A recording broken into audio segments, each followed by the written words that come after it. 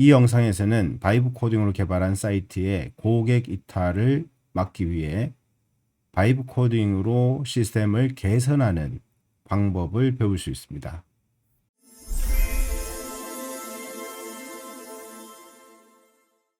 안녕하세요, 알고런입니다. 알고 보면 쉽습니다.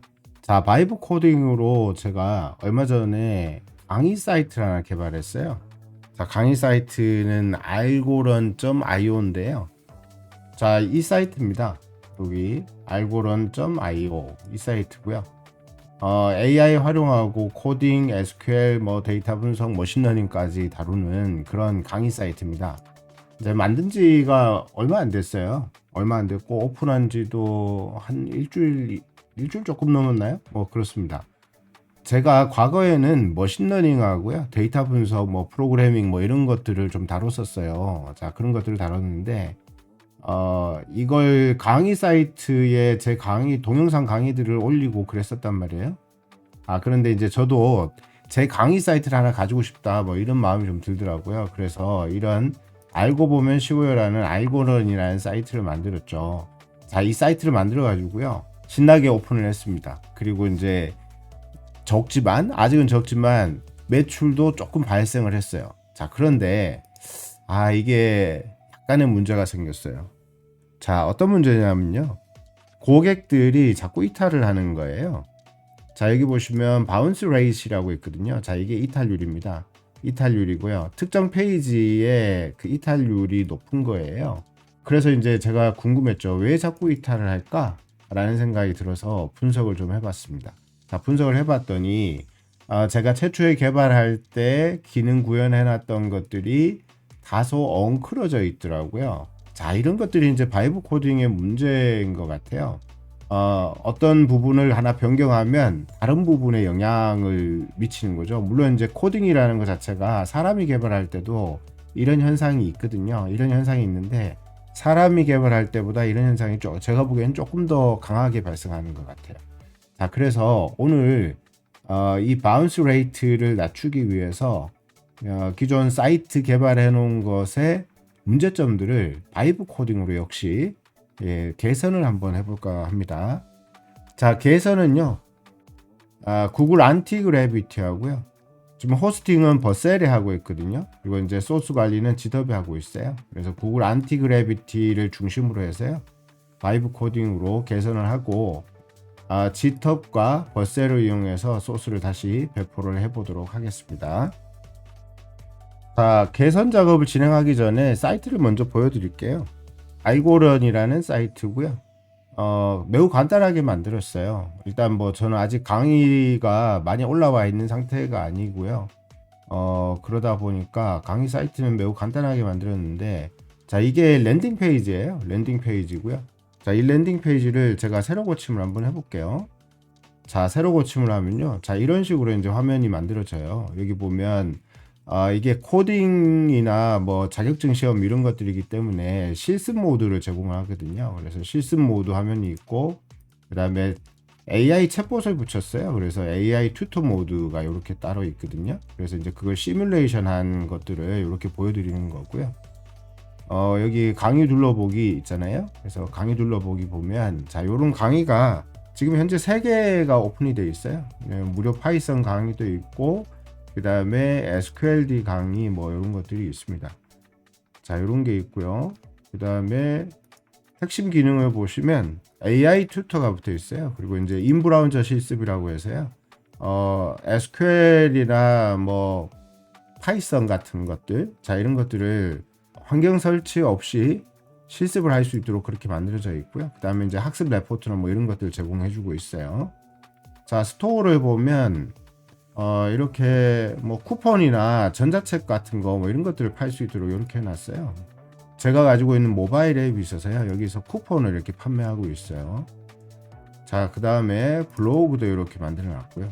그리고 고객센터 이런 것들이 있습니다.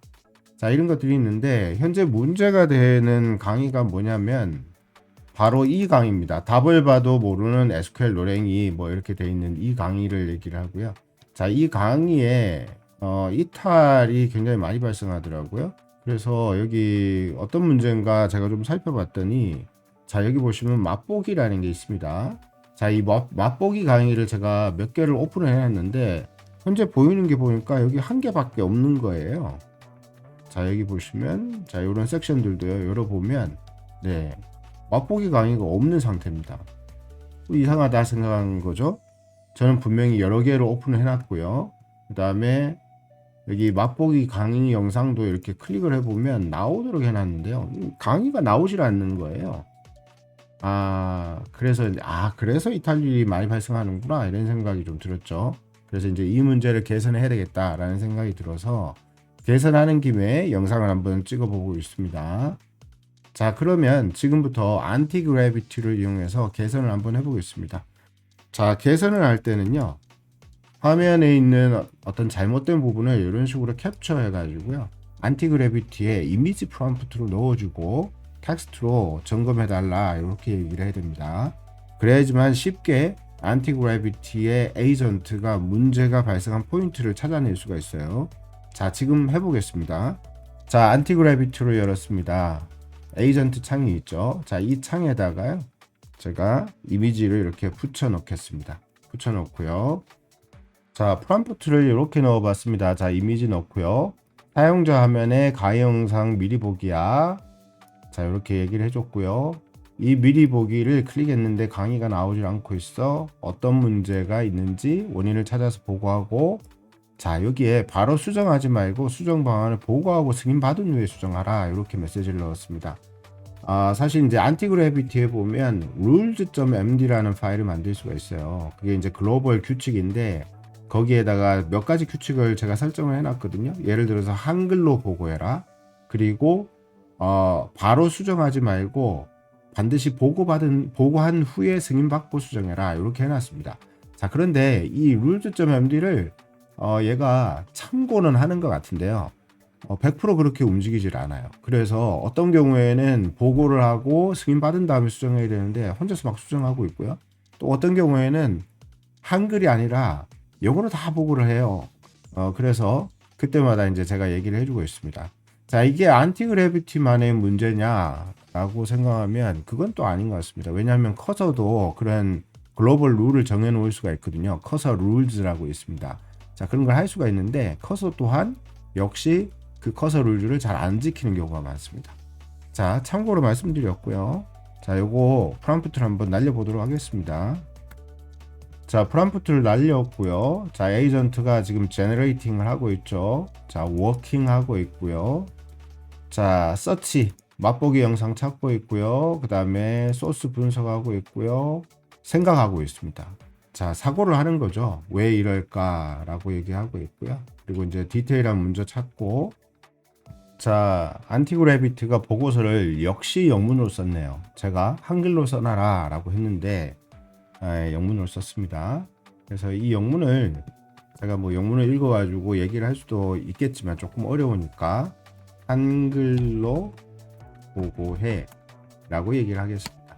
자, 이렇게 한글로 보고해 그러면 얘가 번역을 합니다. 트랜슬레이팅을 하고요. 자, 보시는 바와 같이 이렇게 한글로 보고를 하고 보고서도 한글로 작성을 합니다.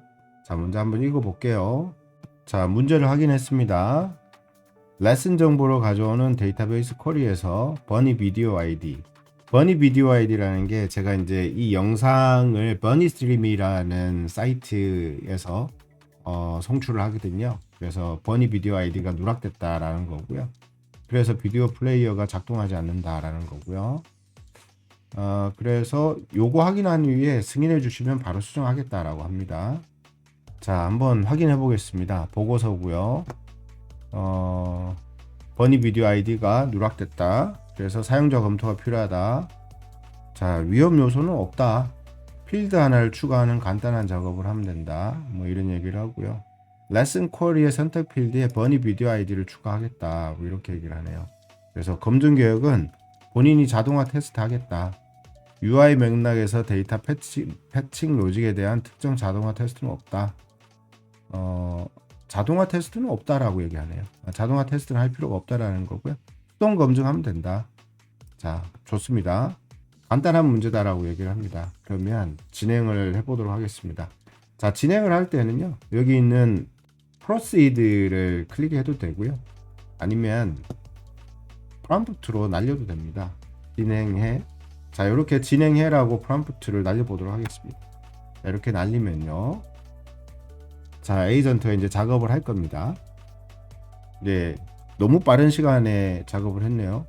자, 이 코드 하나만 추가하면 되는 거였던 것 같습니다. 저는 여기에 데이터베이스에 컬럼을 하나 추가해야 되는 건 줄 알았는데요. 그게 아닌 것 같습니다. 자, 그러면 이걸 확인을 한번 해보겠습니다. 먼저 이제 로컬호스트에서 확인을 해봐야 되잖아요. 그죠? 자, 로컬호스트에서 확인을 해봐야 되는데 서버를 한번 실행을 시켜볼게요. 자, npm run dev라고 해가지고 서버를 실행을 하고요. 자, 확인 한번 해보겠습니다. 자, 로컬호스트 3001번으로 개발 사이트 로컬에서 이제 확인하고 있고요. 문제가 됐던 강의의 맛보기 화면입니다. 요거 한번 클릭해 볼게요. 문제가 잘 수정됐는지 확인해 보겠습니다. 네, 문제가 수정이 됐네요. 안녕하세요 여러분, SQL 자, 문제가 잘 해결됐습니다. 자, 그래서 여기에 강의 활용 방법이 이렇게 나오네요. 그러면 이제 사람들이 이걸 보고 이 강의가 어떤 거구나 라는 걸 알 수가 있겠죠. 네, 좋습니다. 자, 이런 식으로 해결할 수가 있습니다. 자, 그 다음에 다른 문제가 또 하나 있었죠. 자, 여기 맛보기 강의가 한 개밖에 안 나온다, 여러 개를 설정한 것 같은데 라고 있었죠. 자, 이 부분도 한번 점검을 해볼게요. 자, 그런데 이제 이 부분을 점검하기 전에 관리자 화면에서 얘네들이 정말 잘 저장되는지, 맛보기 강의로 잘 저장되었는지를 확인 한번 해보겠습니다. 자, 관리자 화면이고요. 여기에 맛보기 강의가 자, 이런 식으로 이렇게 저장이 되어 있습니다. 지금 강의 활용 방법은 맛보기 강의가 잘 저장이 됐고요. 네, 다른 것들 한번 보겠습니다. 이상하네요. 자, 이게 맛보기 강의를 제가 분명히 저장을 했는데 저장이 안 되어 있습니다. 자, 그러니까 제가 보니까 문제가 뭐냐면 이 맛보기 강의 자체가 저장이 안 되는 게 문제인 것 같습니다. 자, 프로그램 개발을 하다 보면 이런 문제들이 이제 종종 발생을 하죠. 저도 예전에 코딩을 많이 했었는데요. 그 사람이 코딩할 때보다 바이브 코딩으로 할 때는 생산성이 훨씬 더 좋은 것 같습니다. 훨씬 더 좋은데 문제는 이 바이브 코딩으로 코드의 품질을 일관되게 유지하는 게 매우 어렵다라는 거거든요. 자, 그런 부분이 이제 넘어야 될 산인 것 같은데 저는 이제 바이브 코딩으로 이런 서비스들을 몇 차례 개발을 해보면서 약간씩 이제 방법들을 알게 되는 것 같습니다. 자, 어쨌든 뭐 여기 이런 뭐 버그가 있습니다. 이게 저장이 안 돼가지고 안 나왔던 거네요. 자, 그러면 자, 이 이미지를 캡처해서요, 이 맛보기 강의가 저장이 안 된다라고 얘기를 해보도록 하겠습니다. 자, 프롬프트를 이렇게 넣었습니다. 자, 이미지를 캡처한 걸 넣고요. 그 다음에 여기에 이런 식으로 프롬프트를 넣었습니다. 자, 이렇게 해서 한번 프롬프트를 날려보도록 하겠습니다. 자, 에이전트가 분석을 하고 있죠. 자, 분석 결과를 업데이트를 하고 있고요. 자, 보고서를 아마도 제네레이팅 하고 있는 것 같습니다. 자, 싱킹 하고 있고요. 자, 보고서를 제가 한글로 쓰라고 했는데요, 역시 영어로 썼습니다. 네, 한글로 한번 다시 쓰라고 하겠습니다. 자, 트랜슬레이션 해서요, 한글로 작성했다. 맛보기 설정이 누락되는 문제를 해결하고 저장 오류 시 알림을 추가하도록 하겠다 라고 되어 있습니다. 자, 여기 오픈하면 임플리멘테이션 플랜이 이렇게 오픈이 되거든요. 얘가 보고서를 한글로 썼다라고 얘기를 하더니 영어로 썼네요. 네. 다시 한글로 쓰라고 하겠습니다. 자, 구현 계획을 한글로 이렇게 번역을 했습니다. 자, 관리자 커리큘럼에 저장 문제가 있다. 자, 문제점이 맛보기 설정이 저장되지 않는 문제가 있다. 업데이트 레슨은 작동하는데 레슨 순서를 변경할 때 발생하는 업설트 작업이 is preview 필드가 누락돼서 필드가 누락되어 있다라는 거죠. 네, 그렇습니다. 그러면 필드를 추가하면 되겠군요. 자, 그런데 순서 변경 중에도 해당 설정이 유지되도록 수정하겠다라고 되어 있는데요. 자, 그런데 순서 변경을 제가 하지 않고요, 실제로 체크만 표시하고 업데이트를 했어요. 그죠? 그 부분을 좀 얘기를 하겠습니다. 자, 이렇게 메시지를 줬습니다. 순서 변경 없이 미리 보기를 체크하고 다음 단계로 넘어와서 저장할 때도 반영이 안 됐었어. 이거 점검해줘 라고 얘기를 했습니다. 자, 앞서 점검할 때보다 시간이 조금 더 걸리는 것 같습니다. 좀 점검할 내용들이 조금 더 많이 있는 거죠. 네, 문제를 찾았다고 합니다. 순서 변경 없이도 저장이 안 되는 원인을 찾았는데 레슨즈 테이블의 보안 정책이 업데이트를 차단하고 있다라고 합니다.